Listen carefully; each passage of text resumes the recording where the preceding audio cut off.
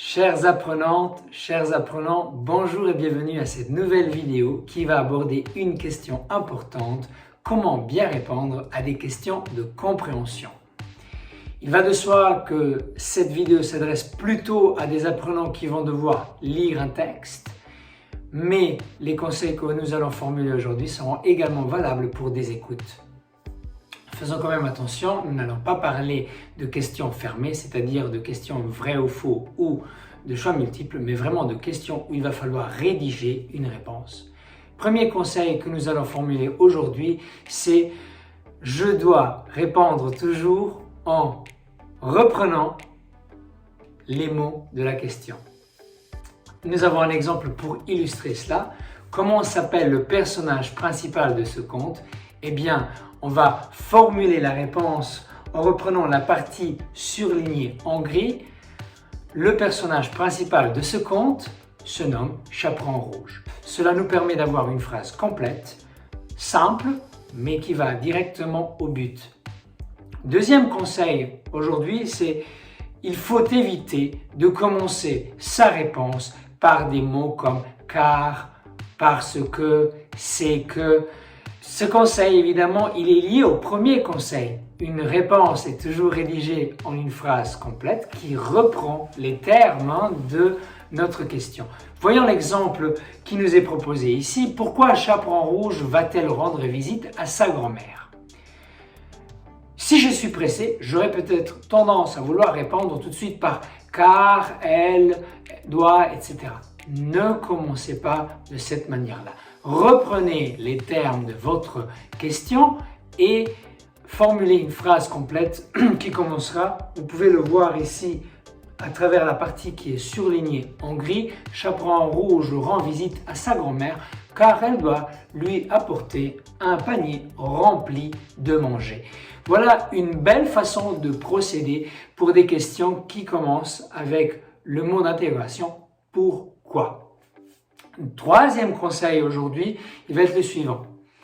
Il faut rédiger vos réponses comme si l'enseignant qui allait lire les réponses ou le formateur, comme s'il n'avait aucune notion du texte qu'il a lu, comme s'il ne le connaissait pas. Évidemment, il le connaît, puisque c'est lui qui vous a donné le questionnaire et c'est lui qui vous a donné un texte à lire.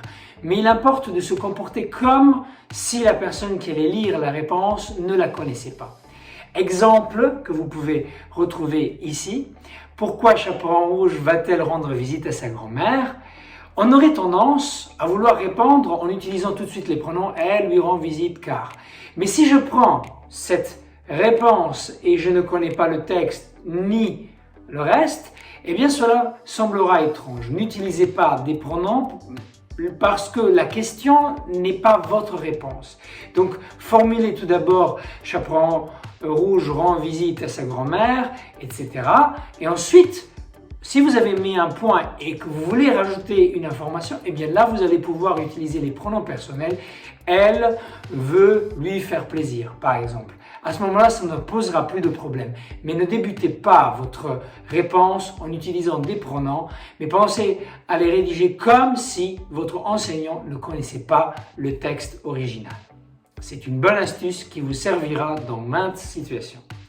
Ensuite, un point très important, lorsque un enseignant va vous rédiger des questions ou même lorsque vous serez dans une situation d'un oral, par exemple, il faudra toujours veiller à vérifier le temps qui est utilisé dans la question et répondre en utilisant le temps de la question.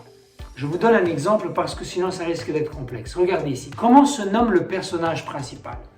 Or, si vous prenez le texte original, vous trouverez une phrase du genre « Il y avait une jeune fille qui se nommait Chaperon Rouge ». Et là, vous voyez déjà le souci. Regardez l'analyse des temps.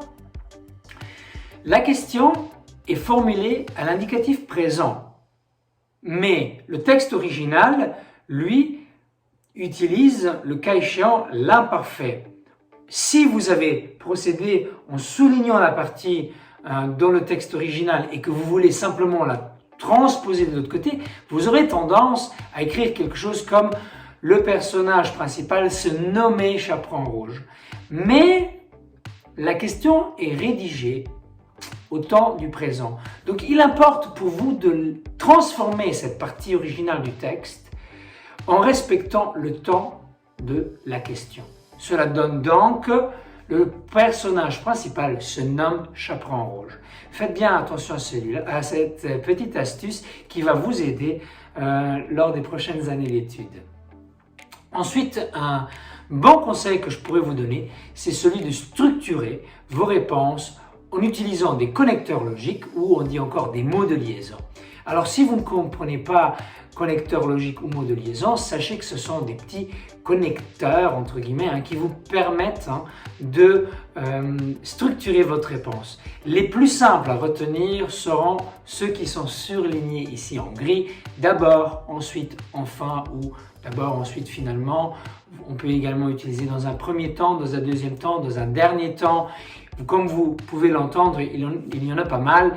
D'autres que vous pourrez utiliser de manière régulière sont d'un côté, de l'autre côté. Donc prenons l'exemple maintenant qui est affiché ici. Comment se termine le conte? Nous avons donc ici rédigé une réponse en 3 temps. D'abord, le chasseur ouvre le ventre du loup. Ensuite, il le remplit de pierres. Finalement, il met en sécurité la jeune fille et la grand-mère. Vous voyez ici que nous avons 3 phrases et que ces 3 phrases sont articulées par des mots de liaison. Donc ici, d'abord, ensuite et finalement. C'est un bon conseil parce qu'il vous permettra également de faire des phrases courtes et de répondre de manière claire. Et cela est un petit conseil qui va parfois de soi, mais qu'il convient de rappeler ici. Laissez-moi terminer cette présentation en vous donnant un dernier conseil. Parfois, il se peut que vous soyez confronté à une situation où vous allez vouloir citer le texte original. Ce n'est pas un problème tant que vous ne faites cela pas de manière régulière. Mais si vous le faites, il importe d'utiliser des guillemets pour mettre le texte original entre guillemets et de mettre entre parenthèses la ligne du texte original. Si vous avez cité par exemple une phrase qui se trouve à la ligne 7 du texte original, mettez le bout cité entre guillemets et ensuite ajoutez entre parenthèses le numéro de la ligne. Par exemple, vous mettez L7 et vous terminez ainsi. Cela permet tout d'abord à l'évaluateur d'aller vérifier si vous avez bien cité le texte et ensuite il montre que vous ne voulez pas copier le texte mais que vous avez conscience qu'il importe de citer un texte original.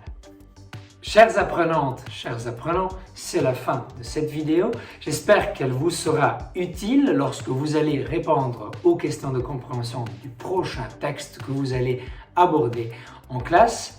En cas de questions, n'hésitez pas à les poster et je vous dis à bientôt.